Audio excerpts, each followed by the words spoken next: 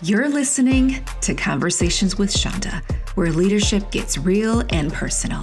This is where we cut through the noise to confront the issues shaping our world, from power and justice to the heart of community change. Hosted by Chanda Smith-Baker.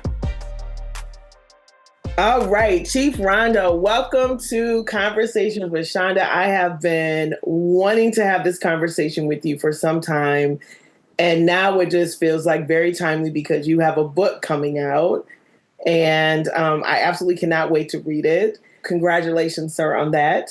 Ms. Chanda, thank you so much, and I'm probably doubly happy to be here with you. I have known you for many years, and I just also want to just take a moment to say thank you for continuing to uplift our community in all the spaces that you work in. So I've been a big fan of yours for a long time.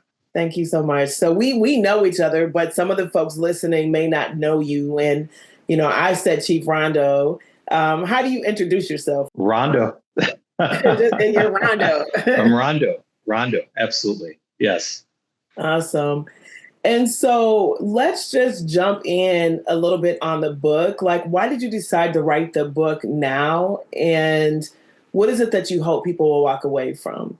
Yeah, that's a great question.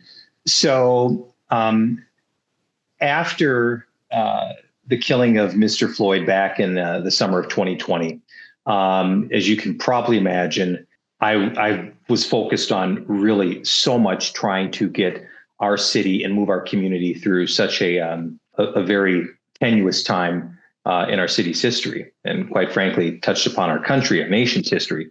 And so I wasn't in the right mindset, but I had people that certainly cared about me, that certainly were invested in what occurred from a historical standpoint, and had reached out to me saying, you know, Rondo, I think it'd be really important for you to capture from your lens all that the city had been going through and the decisions you had to make leading during that time.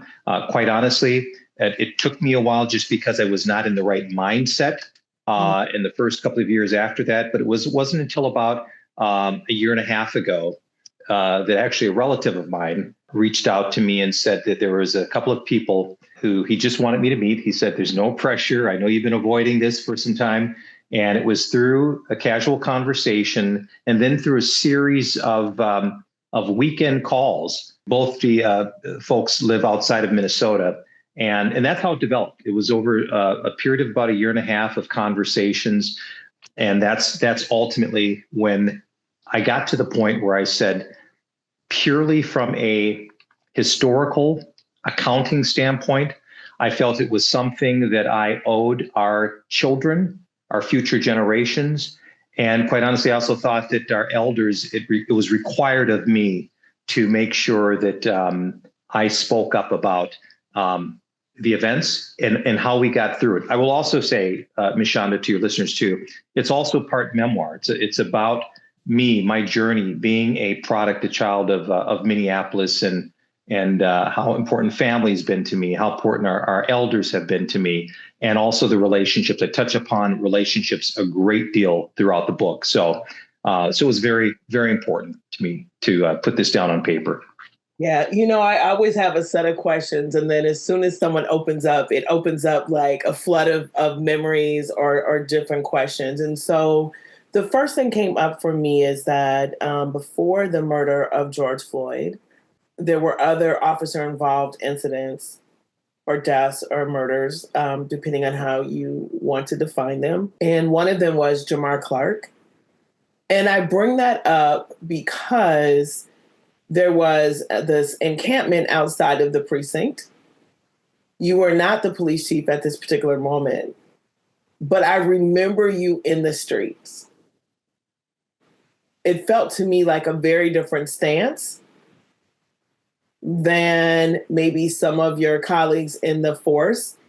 And what it felt like, it was the first time that I think I witnessed what I would describe as the tension or the I don't know, what you held in your body, right? Like, I'm from this community and I'm part of this force. And I felt like you walked in both of those at the same time, and I could watch the pull, right? You're like, I'm here with you and I have a job. Like, what was I observing that in the right way?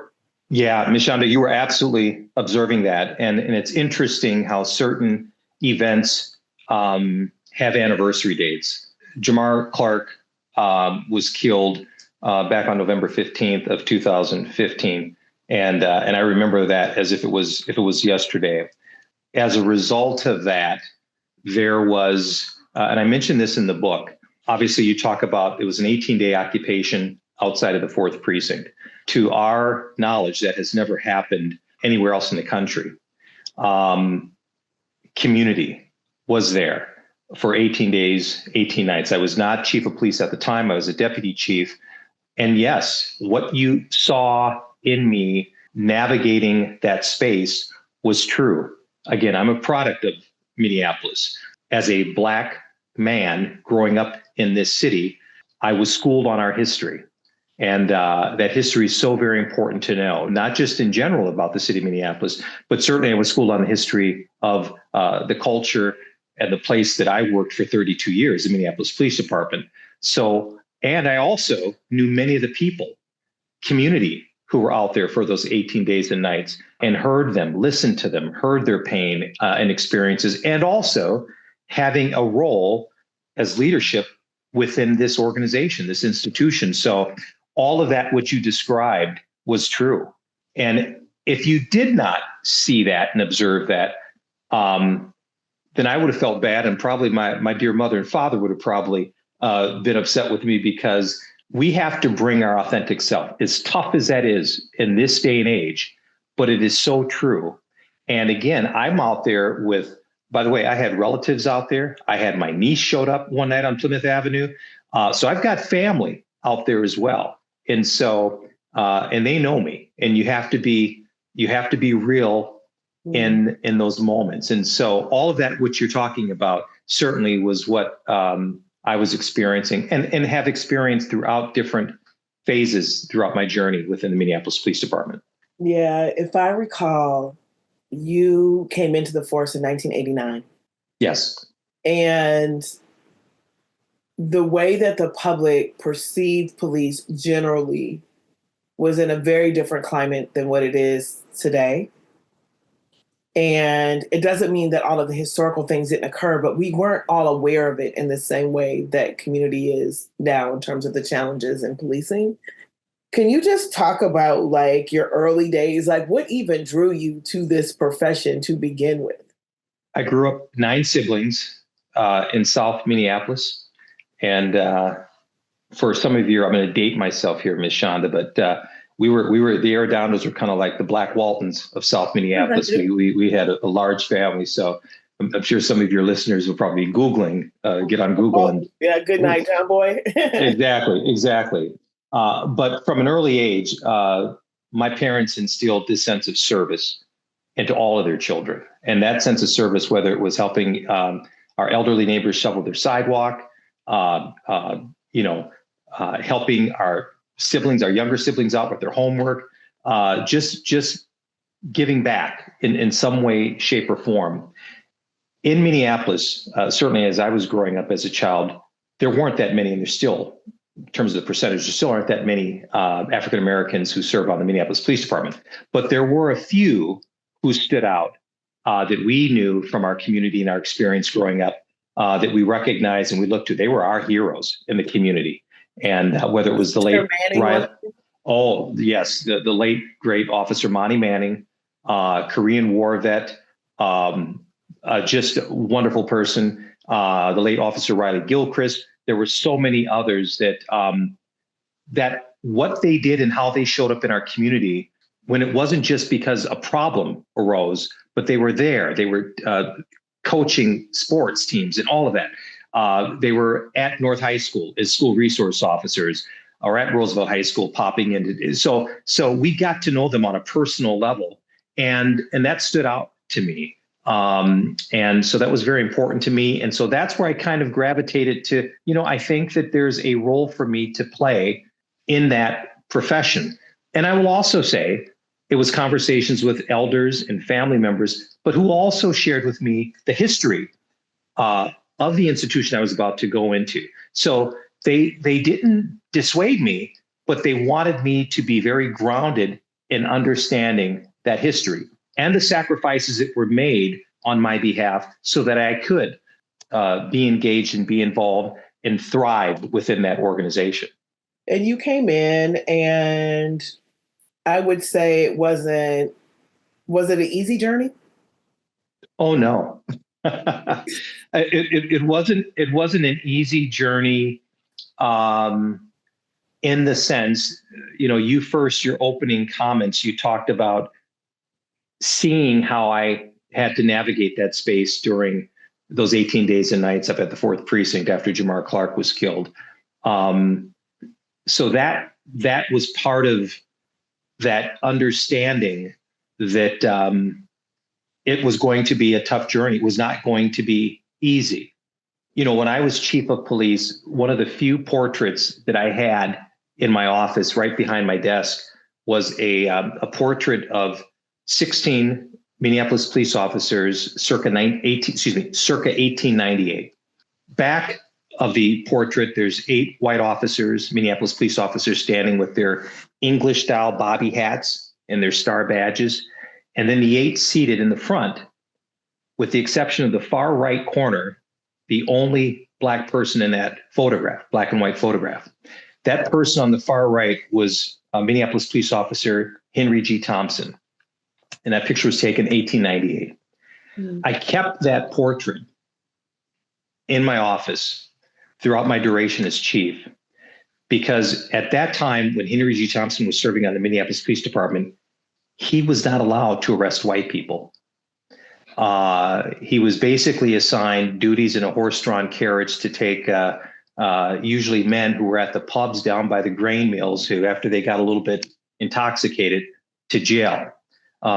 He would not have been really allowed to even enter into City Hall, and certainly probably never walked into the office that I ultimately occupied for 5.5 years. He served 30 years within the Minneapolis Police Department. The reason why I kept that portrait was because I believe that with all the challenges, with all of the trials and tribulations that he went through, I believe that he dreamed that someday someone who looked like him would be able to occupy a leadership position within that same organization. And it also was just a simple reminder for me that, Rondo, no matter how bad of a day you think you're having, it's not look bad. back, look over your shoulder, and remember those people like Henry G. Thompson that really fought so hard so that I could be in the position I was. So I knew that full well going into it. Were there some things that were new for me? Absolutely. But part of when you finally feel that you've arrived, it's a blessing, those challenges that you did, because you go through that. That's growth. And for me, that's always been about growth. And I think I also have an obligation to make sure that I'm doing what I can, like Henry G. Thompson did, to make it better for the next men and women who are coming on to that same journey as me.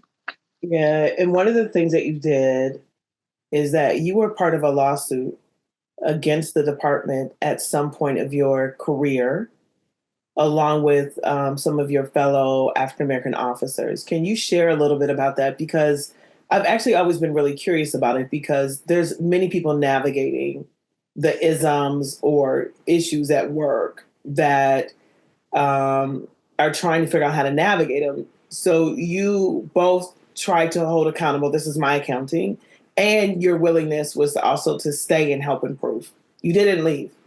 So can you just say what happened and how you navigated that?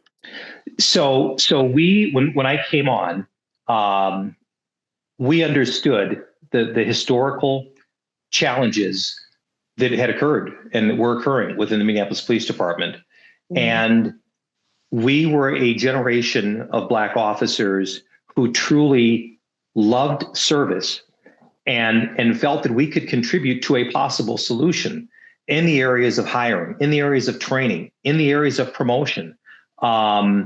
We felt that the system had been broken for quite some time. The system had historically, and it's not to blame one administration, it was just part of this 160-year-old institution's system, dating back to Henry G. Thompson's days.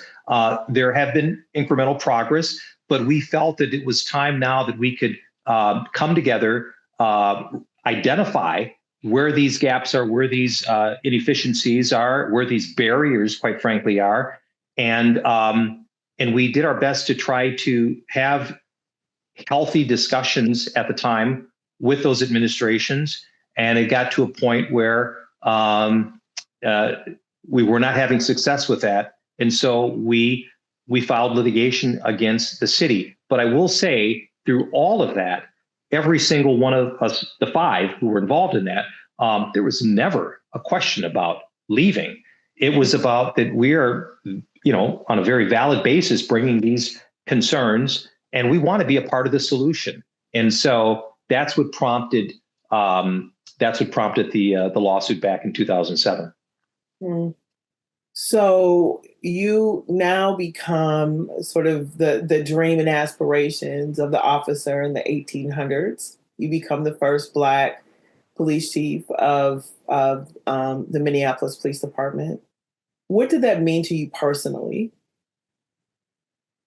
It meant a couple of things to me. One, again, to know and reflect back on the history of our community, the fights and struggles, to know whether it was back from Henry G. Thompson, to understanding the role the Minneapolis Police Department has played within our city, to have talked to our elders who remember the nights that Plymouth Avenue went up in flames back in the late 1960s,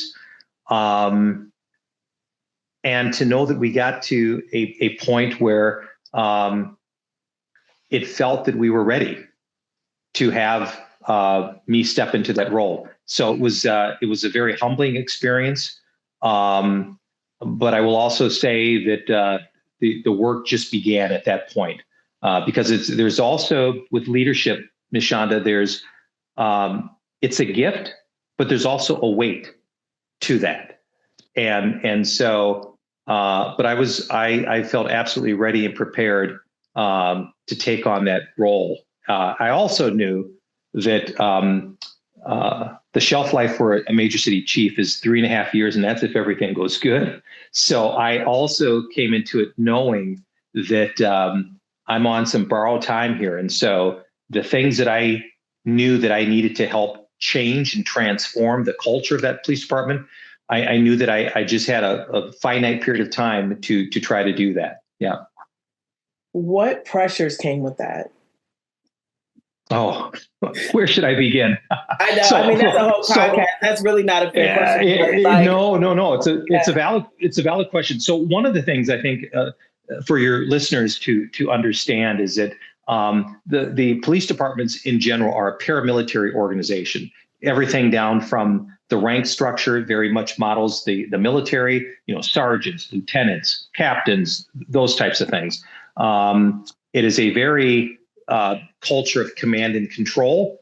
And all through my journey within the Minneapolis Police Department, every promotion, my boss was always someone who was of a higher rank within the police department. For the first time when I became chief of police, my boss now is a civilian and he's a politician. He's a mayor. So that in and of itself is it's an interesting dynamic. Not all cities have the chief of police reporting to a mayor. A lot of them have city managers, a non-elected official. But I say that because that was a dynamic that I had not experienced at that time before. It's also, when you think about running an organization at that time with about 1,000 members, and at that time too, Minneapolis, of all the different city departments, I think it's fair to say the police department gets certainly the most attention. And part of that also is because you are going to interact and engage with police in your community more so than you will probably see the mayor on your street or a city councilman. I mean, that's just been the nature of it. Police are being asked to do a lot far more today than ever before. And so you've got an organization that is actually touching people's lives every single day and understanding the impact of that. And there's a pressure there to make sure that you get it right. I've often said that most professions, people will look at your body of work and judge you on that. Policing is one of the few professions where you mess up one time, you're going to be judged and really held to that. So you've got to get it right. Every encounter has to mean something. So there's those pressures. And by the way, there's also pressures from naturally from within communities going, Rhonda, we finally got you up there. Hey, now we want this. That. Exactly. Fix it all. So there's all of those things that come with managing a major city police department that, like other cities across the country, has its challenges. Yeah. So you come in and you were working on all these things, and then the murder of George Floyd happens. And I've heard you talk about that night, but one of the things that were, and if I'm taking away like moments in the book, just be like, y'all don't read the book. Yeah. But one of the things that I know community had been critical about was the day of his murder. There was sort of a count that came out that wasn't reflective of what actually happened. And from my point of view, I'm sitting here saying, this is real-time information. If someone gives you bad information, you give out bad information. And then it felt to me like it was corrected once the story became more evident. But can you talk to me about just the flow of communication? Because I think oftentimes we're like, that wasn't right. But I know in leadership, like sometimes it's real time and people want information as soon as it happens. So what do we need to understand about either that moment or about how communication flows? Like how quickly was that happening? Can you offer a little bit of context for us? Yeah, that's a great question. So two of the biggest challenges as a leader that you will often experience, and certainly I did, is time and communication. Time in the sense that people on the inside of the organization will say, Ms. Chanda, you are moving way too fast for us. And people on the outside are going, you're at a snail's pace. You're moving way too slow. And time is something that it will feel like it's bringing you flowers, but it's an imposter. You don't have the time, especially in the midst of a crisis, that you think you do. And so when the crisis is evolving and you're getting bits and pieces of information in right away, you're trying to do your best discernment to pick out what's factual, and yet people, and understandably so, they need an update. They need an update, and not that just the community, but you can imagine local, national news media outlets. We got to get our 6 o'clock folks out there. We got to do an update and so you're trying to be as transparent as possible. But as you said, you're getting very limited, at sometimes unverifiable information, and you're doing your best to sort through that and get that out. And I mentioned this in the book, that the initial information we received, which was not correct ultimately, as we came to find out, was that there was a medical emergency, which prompted and ultimately caused his death. That obviously was not the case. And once that information goes out, as you fully understand, and your listeners will, you wish you could take it back, but you can't. Take it back. You can't. And so then you have to own it. And ultimately, as the leader of the organization, I have to own that. And by the way, it hurt many people. In the midst of a crisis, trust is your currency. Nothing else is going to be as valuable as that. And trust me, going through the events of that summer, I can tell you, trust is the ultimate value of currency. And so, and I will also say this to leaders, and when I speak with folks both in government and private sector, build those relationships and allies in the quiet moments. Do not wait for the crisis. You will not be able to accomplish that in those relationships. So do it now. And so even after that initial information came out as a medical emergency, believe me, I had to meet folks, I had to call folks, and they had to hear it from me. It's not about me delegating now to other folks down the chain. They need to hear it from me. And as a leader, you have to own that. And so that's how that initial information came to be. We talked about the identities that you hold. And so when you find out that it wasn't the medical emergency, like I have never had to deal with anything like that, but I've dealt with a lot. Mm-hmm.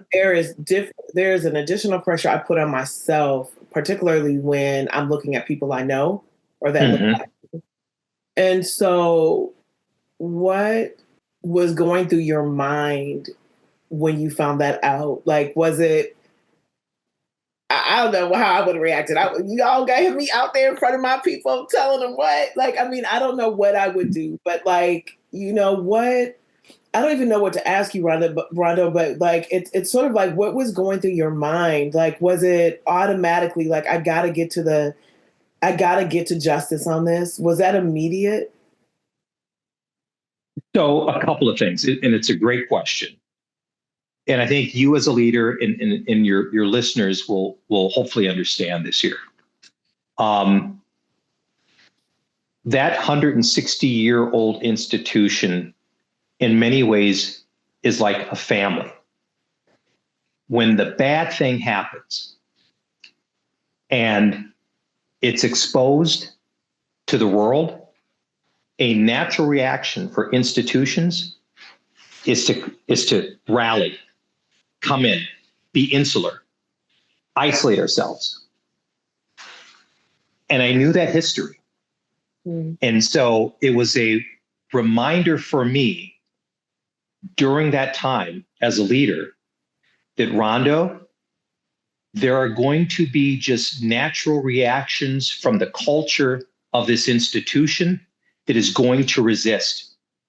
And it's certainly going to resist, and you're going to see it more prevalent in moments of crisis. And our conversation today, Ms. Chanda, is so relevant as we see other things shaping up around the nation, institutions, leaders having to make some tough calls and decisions. But that was a reminder for me that, Rondo, not only do you have to seek the truth, but you also have to understand that there are going to be those, even within your own organization, your institution, that are going to resist it. And it may not even be intentional, but it's based on how that system and its history was set up. And so that was one of the things that came to me. But I also had the history and the relationships to know they ain't going to take a memo or an email for me trying to explain it. They've got to see my face. They've got to hear me, and it can't happen again. And so I can't tell you how many conversations and meetings, Ms. Chanda, I had in our churches, in parking lots, and literally in activists' backyards on weekend. I mean, it was you have to be out there front and center. Leadership in general, but certainly during the midst of a crisis, it has to be active engagement. Can't be passive. It has to be active engagement. And I go back. So there's 7 principles that my leadership, if you want to say style for a better word, or just how I run it. The first is never abandon your values. Throughout, never abandon your values. When we were in the midst of that crisis, I would have officers and supervisors, what's the plan? What's the plan? What's the plan? And that's going to be also a natural reaction when people are going through something that they've never experienced before. And I would say, if you don't hear me say anything else, go back to your oath of office. If you stick back to your oath of office, which is our core values, you're going to be all right. So never abandon your values. Second is own what you say. Right? We put out that medical release. It was not accurate. That's on me. I got to own that. Don't run away or deflect. I got to own that. The third thing is listen to all voices. I wasn't just me listening to the mayor or city council members or my command staff. I'm meeting with young activists. I'm meeting with small Latino business owners. I'm meeting with faith leaders. You got to listen to all voices.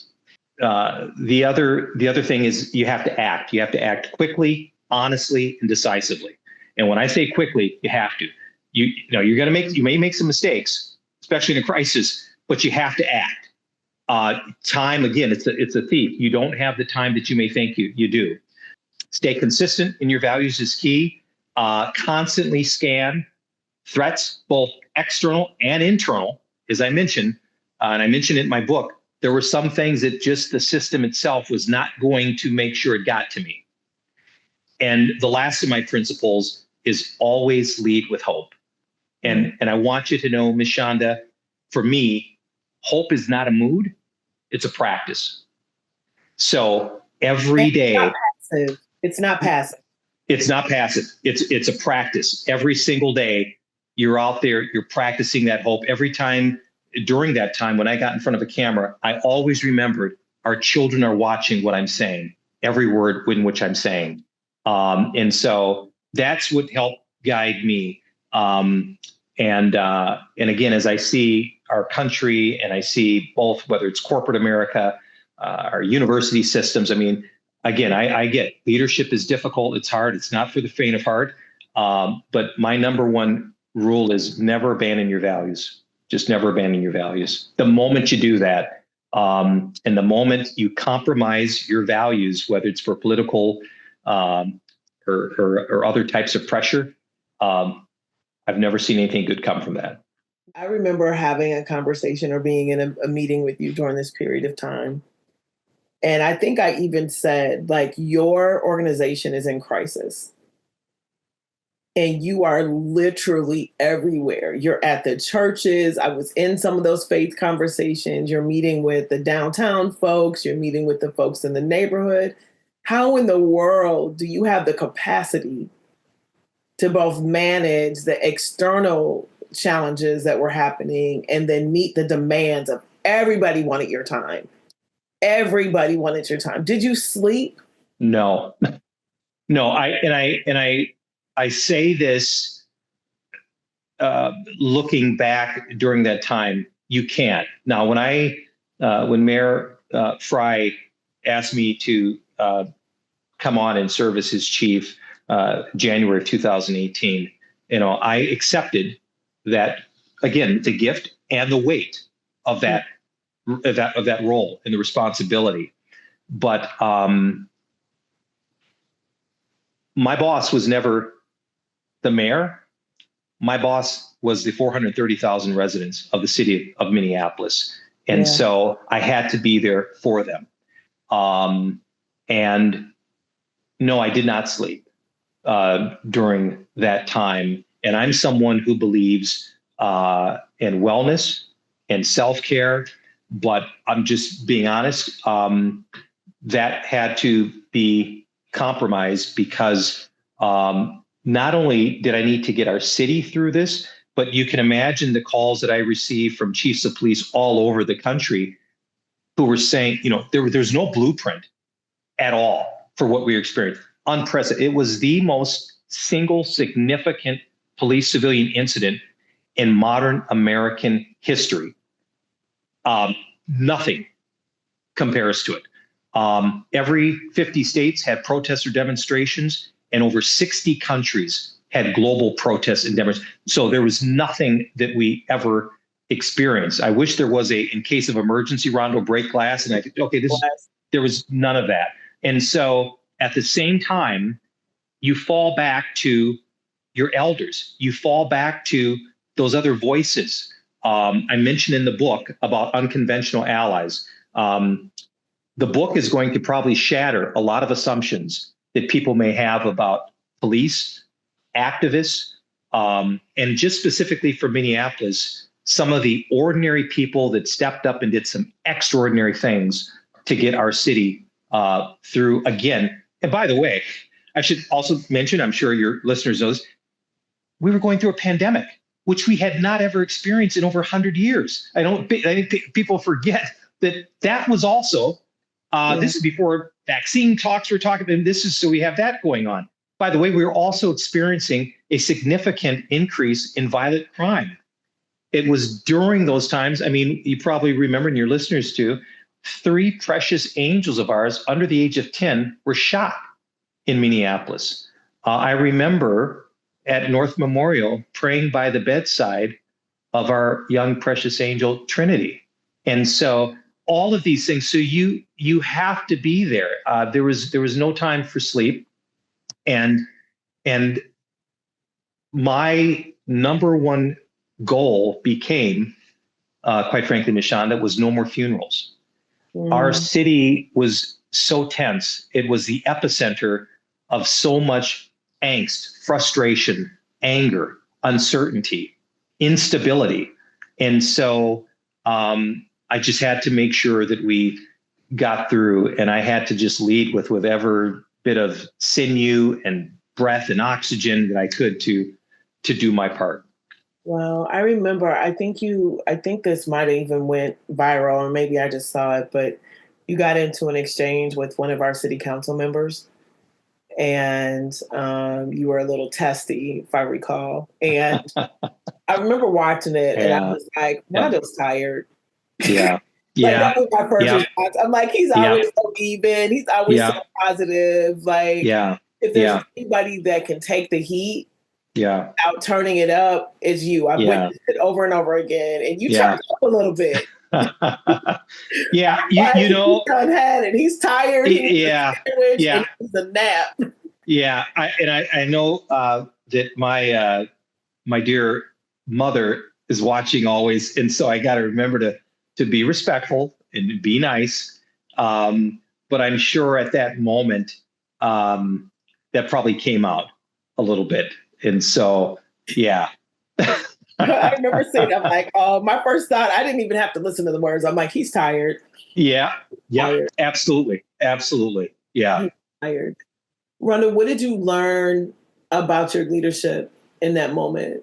Like, as you look back, like, what did you learn about yourself? Like, was it your ability to withstand those pressures? Was it an ability to, like, if your values were ever tested, they were tested during that time? Yeah. So one of the things I learned, and I know you'll probably appreciate this, and your listeners, is those small, simple things that our parents teach us at a young age. And I mean this, like, clean your bedroom, say yes, say thank you, say smile when you greet people, try not to take things too personally. Attitude is everything. Those things that seem so small back then, now that I look at it, it was preparing me. And almost, Ms. Chanda, this, my parents were providing this suit of armor to help me for when I might have to face a storm or a crisis. And so that was one of the things that I looked back on, was how much those conversations and those lessons in life that my parents gave me, that I might have even thought, they don't know what they're talking about, what have you, but how much that stayed with me and how much it helped me. The other thing that I learned early on, and I mentioned this in the book, there's a chapter that's entitled When 32 Becomes 36, building those allies and building those relationships early on. And it's not about, there's no community that's monolithic. It's building those allies and those relationships. And even if you disagree, keep an open heart, keep an open ear, because you never know when you're going to need them and ask for help. And so that was very important for me. And also just seeing my own resilience, that just being able to, and my limits as well.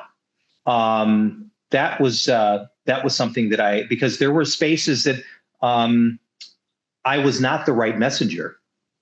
And And so it's putting aside your ego, being humble, and being humility is so critically important, I think, in leadership. And so being able to say, you know what, I can't go the next lap, Miss Chanda, I got to give you the baton and tag off. And so those were things that I would say. But I'll say this: hope. I can't tell you how there was never a day, and as bad as it got during that time, I knew we as a city, we were going to come through this. There was never a doubt in my mind. Even in the darkest moments, I knew we were going to get through this as a city. You made immediate decision once you found out what occurred to fire the officers and take action. And I imagine that did not go well for everyone that was in the rank and file. Your book is titled Justice for George Floyd, right? Yes. Securing justice for the murder of George Floyd. Yes. You acted that way from the beginning.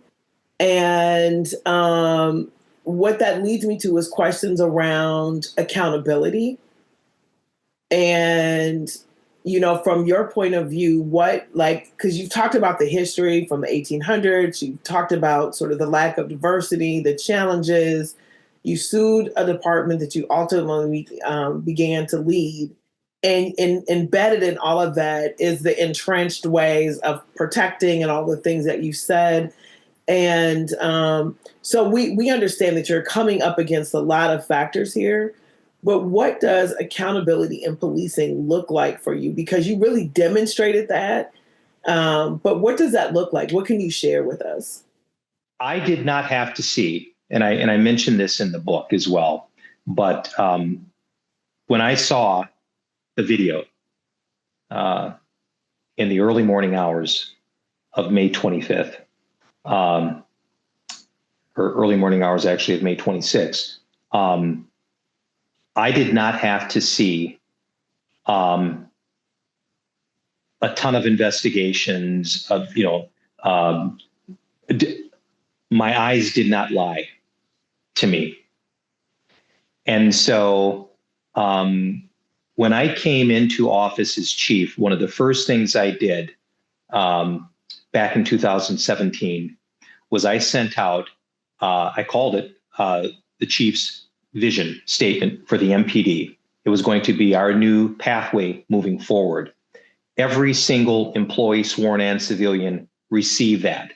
The importance of that was two things. One, there's no way I was going to get to know every single employee of the Minneapolis Police Department, but they needed to know what my expectations were for them and what they could expect of me. The first part of that vision statement, I mentioned very explicitly about the sanctity of life. The officers need to go home at the end of the day, but our community does as well. And so that sanctity of life is our bedrock. That's part of the values that I talk about. And so that was violated. I talk strongly about humanity. And by the way, humanity has to be embedded within our policies as leaders. After George Floyd was killed, one of the things that I did was I changed our 160-year-old, basically, oath of office.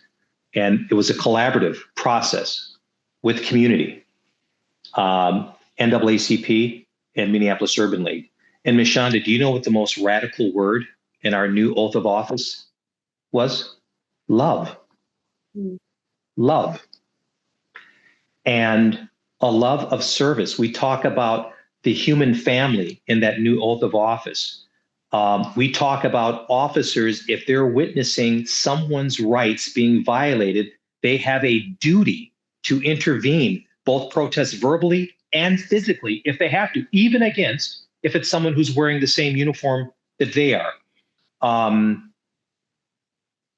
It's not about just leading with authority, but leading with humanity. And so when I took that decision to terminate the employment of those 4 former officers, that was based again on our values. That was based again on what our ethics were. And it was also based on that vision and that sanctity of life. And so, yes, there certainly were those who within the organization that did not like that. But as a leader, you fight for truth, even if it means you stand alone. You fight for truth, even if it means you stand alone. And being a leader isn't about holding on to power. It's about holding people. And so that is why I made the decision I did. I stand by that decision. And so, I wanted to make sure that when I left and made the decision to leave, I didn't leave with regret. I left with my integrity. And so I feel strongly about that. How much reform have you seen, right? Like, 'cause sometimes it feels like it stands still. And you mentioned earlier, like, one incident is what community sees, right? You see it, there's nothing that's changed. It seems to me like, obviously, even in the accounting of the history that you talked about from Henry G. Thompson, right? There's a lot that has changed from his point to your point. Are there reforms happening that you think are just moving in the right direction that you would want to mention, that you think are important levers to additional sort of community policing and the type of experience and relationship that community ought to have with our police departments? Yeah. So a couple of things that I see in terms of transformation, which and progress, which I have seen since I've stepped aside from the profession, that are good, is I think you are starting to see, when I made the decision to terminate the employment of those 4 former officers, that was unprecedented. A sitting chief to do that in a criminal murder, that didn't happen before. However, you are starting to see more chiefs of police across this nation and sheriffs who are taking quick, decisive, transparent employment decisions and discipline decisions right away that you had never seen before. You're also starting to see unions step up and also realize that, which I've often said, the most important contract that a police officer has isn't with the union. It's the contract and promise they have with the people that are paying their salaries that they've taken an oath to protect and serve. So you're seeing that. We're seeing technology now being utilized in police departments across the country that we had never seen before. We obviously, body cameras has been so important. Different types of technology has been great. We're seeing police and chiefs of police and sheriffs using data to tell our community story, which is now starting to really engage in informative, trust-based dialogue. Don't just tell me something. I want to see the data. So we're starting to see that. But I will also say that all of that pales in comparison to police chiefs and sheriffs hiring people with character. None of those other things can replace having people who want to serve their communities and they have character, because it's those individuals who will live up to and aspire to make sure that those values are not abandoned and never abandoned. So again, there's progress there's a lot of more work to do. Sadly, even after Mr. Floyd was killed, we saw the tragedy with Mr. Tyree Nichols in Memphis. I commend Chief Sarah Lynn Davis down there. She took swift action. I mean, so we're starting to see accountability and what that looks like, and not being drawn into this culture of silence. And, we're going to wait to see all of these things play out before we, that leaders are stepping up and communities are starting to see that more, but still more work to do. Yeah. I didn't mention, so you're a father, you have a son. Oh, yes. And you have a daughter. Yes. But, I'm going to go to the son for a second. what was that like parenting during that period of time? Was he like, like, I mean, was there Yeah. tension? Was there support? Like, have you had to give the talk? Like all of the things that come with parenting. How was that navigating that? Yeah. So he was a young adult during that time, but I actually, in my book again, I mention about the talk Okay. Okay. because that is real. I mentioned that as well. But during that specific time, you know, he's trying to, as a young adult, he's trying to process all of this as well. And as I talked about, there wasn't a whole lot of sleep. I would check in with both of them, son and daughter, to make sure they're doing okay. As any parent, you want to shield your children from all those things. I received you could Death threats, all the things. death threats, all those things. But they didn't sign up for that, and so you always are going to be more protective of your children. But they managed it. They are smart individuals and smarter than their dad. And but they manage, they process, they also listen to differing voices as well. They also had an advantage because they knew a lot about history through me, and but they did well. If anything, I had to tell them, don't worry about me. I'm getting my share of peanut M&Ms every day as my daily diet routine while I'm out here working. But I saw them at your retirement event. yeah, And yeah. I think one of them spoke. I can't remember. And I was just a mess. I needed all kinds of tissue. I know you are a very caring and loving mother yourself. And we get very proud of our children. And so, and it is true, just as for you, I can only imagine some of the things that you had to miss just because of your role in your space, whether you're flying out of town and you can't be back for this, or you're going to miss this special event or holiday, or just, And so again, they didn't sign up for it, but they're along the journey with us. And so we're blessed that, at one point in time, I had tried to just, how do you make up for lost time? You can't, but you just try your best. And they pretty much said, Dad, it's okay. We got you, and they were just, yes. pride. And, I always have to mention it because oftentimes when we're in these moments and people are leading, it is sometimes invisible that we still are parents. We still have homework. We still have accountabilities. And I think it's just important to mention that you were, parenting and managing these young adults in the moment. As we get ready to wrap, I want to ask you, what is giving you hope right now? What's giving me hope right now is I'm seeing leaders step up into their roles and holding on to their values, even at great cost to their titles, to their salaries. They're holding the line when everything else says retreat.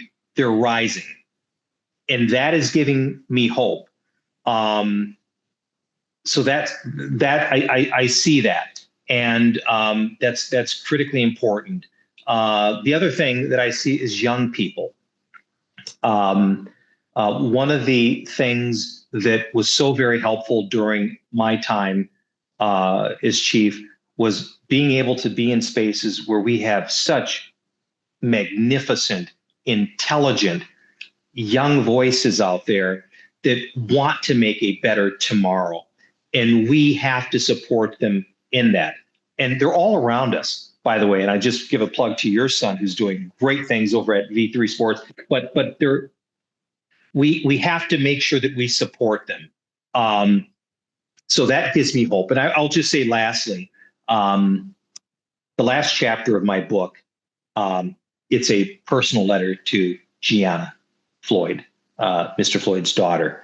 And so I owe her a brighter future. And I think we all have an obligation, a brighter future with hope for our children. So I remain hopeful. And again, hope to me, it's not a mood, it's a practice. So I'll continue to practice that. Man, so what you just said, I'm like, I can feel the emotion coming up. The book, Chief Rondo, Securing Justice for the Murder of George Floyd. It is being released in May. It's in May. May 13th. It'll be officially released. You can find it at all the traditional large bookstore sites, B. Dalton, Amazon. The others also are independent bookstores around the country. And I want to say it is a story of hope, and particularly for people who were in Minneapolis or in the state of Minnesota. I think there will be some interesting information they had not known before. I think it'll give you a view and glimpse of why I made the decisions I made. And it'll also probably, again, surprise and shatter some assumptions that people have. But in the end, it is a book of hope. And so thank you for allowing me the opportunity to share a conversation with you and your listeners, Ms. Chanda. Yeah, thank you for being here. Thank you for your willingness to put your story and your leadership on paper. Yeah. I agree with your family member. I'm thankful that they pushed you. I cannot wait to read it. I would encourage everyone to go out and get it, because we should be supportive. There are many things that we need to learn from. And this moment in our history, as challenged as it was, it seems incredibly important for us to really have sort of the look back, a lens of what it meant to lead during that time. And so I just really want to thank you for doing that. And I will be back in touch with you for sure after I read it. So thank you, Rondo, for being on Conversation. Thank you. Thank you. So can I share one little funny note with your viewers? Yeah, I think you know what this is going to be. So as I'm wrapping up my tenure as chief, I wanted to personally reach out to leaders in the community who had been so helpful and supportive for me over the years. And so one of them, to your listeners, was Ms. Chanda. And so I've been trying to get in touch with you. I know you are very busy. And so eventually I was able to get a hold of you because I had a beautiful plaque that I wanted to present you. Well, to your listeners, Ms. Chanda happened to be getting her hair did at a salon. At the salon. And I said, well, I got something for you. And she says, well, I'm getting my hair. I said, come on outside. So I don't know what was in your hair, but you came out to the street. I'm giving you this sort of proclamation of this award. And you're like, you better not have any pictures posted of me with my hair like this here. So, I had my hair wrapped. All the women from the salon that came out. I've got on a cape. I'm standing out on this busy street, and you didn't just hand it to me. You had words to say. Yes, absolutely. So I will remember that as well. So it was a special moment. I appreciate you, sir. This has been so wonderful. I can't tell you again, just knowing you over the time and the years that I have, you've been such a joy and a blessing. And we're better as a city and a community for having you than not having you, truly. Thank you. If you'd like to explore more content and join our community, find us at conversationswithchanda.com. We have a wonderful collection of episodes featuring notable guests that you can enjoy on YouTube or wherever you get your podcast. And I also invite you to follow our journey and add us on Instagram at Conversations with Chanda. Until next time.